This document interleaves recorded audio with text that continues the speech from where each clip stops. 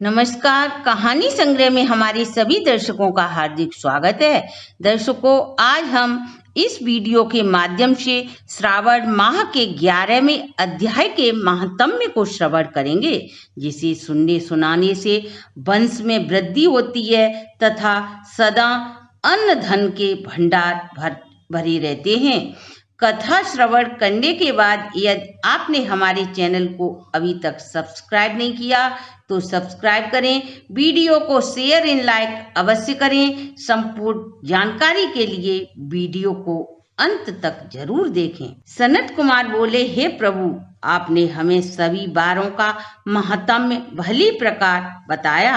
अब कृपा करके तिथि महात्म्य को बताने का प्रयास करें।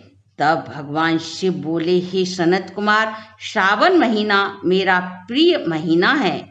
यदि इस महीने के पहले ही सोमवार में प्रतिपदा तिथि पड़ती है तो श्रावण माह में 5 सोमवार होंगे।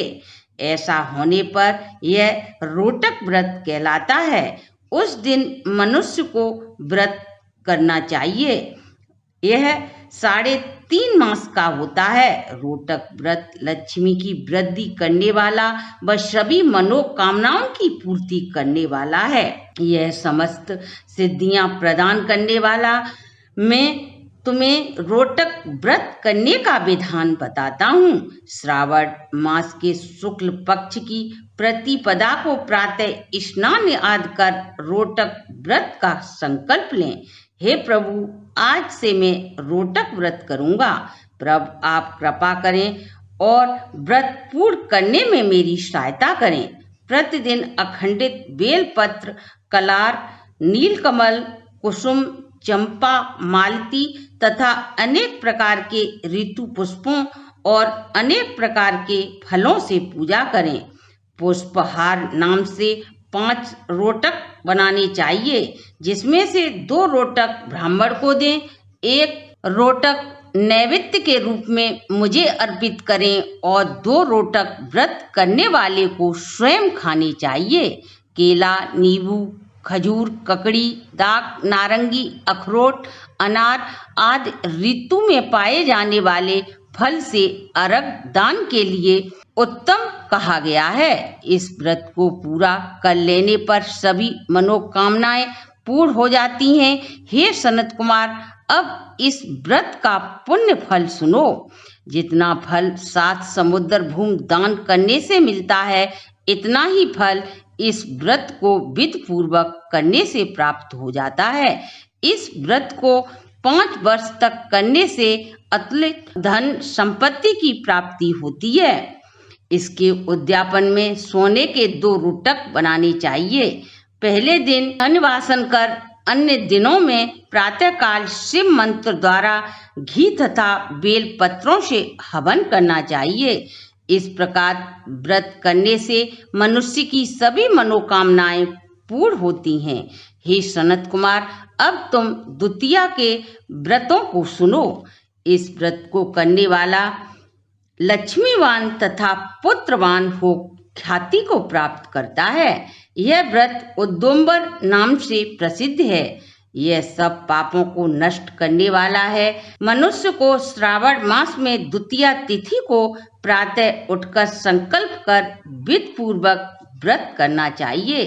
इस व्रत में गूलर, जिसे उद्दुम्बर कहते हैं, उसके वृक्ष की पूजा की जाती है। यदि गूलर का पेड़ आपके नजदीक न हो तो दीवार पर गूलर के पेड़ का चित्र बना लेना चाहिए।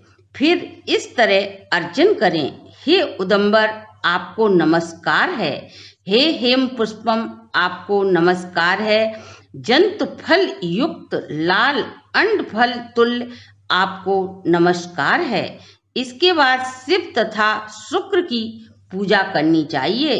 गूलर के 33 फलों में से 11 फल ब्राह्मण को, 11 फल देवताओं को तथा शेष बचे 11 फलों को स्वयं ग्रहण कर लेना चाहिए।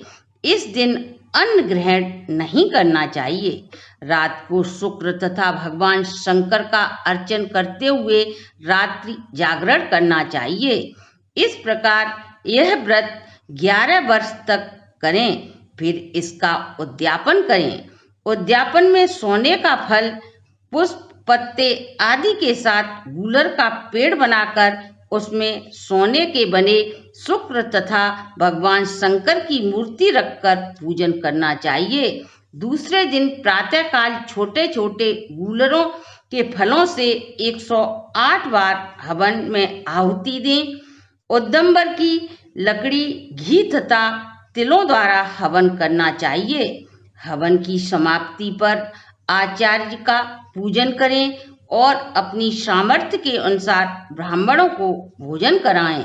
इस व्रत का फल क्या है वह सुने। जिस प्रकार गूलर का पेड़ फलों से लदा रहता है, उसी प्रकार व्रती के यहाँ भी बहुत सारे सुयोग्य पुत्र होते हैं, अर्थात वंश में वृद्धि होती है और उसे कभी भी धन धान्य की कमी नहीं रहती। इत श्रावण मातम 11वां अध्याय समाप्तम। दर्शकों, ये थी हमारी आज की प्रस्तुति। यदि आपको हमारी ये प्रस्तुति अच्छी लगी हो तो कमेंट में महादेव की जय अवश्य लिखें, और यदि आपने अभी तक हमारे चैनल को सब्सक्राइब नहीं किया तो सब्सक्राइब करें, वीडियो को शेयर एंड लाइक अवश्य करें, बेल आइकन को प्रेस करें, जिससे हमारी नई वीडियो की जानकारी सबसे पहले आपको प्राप्त हो सके।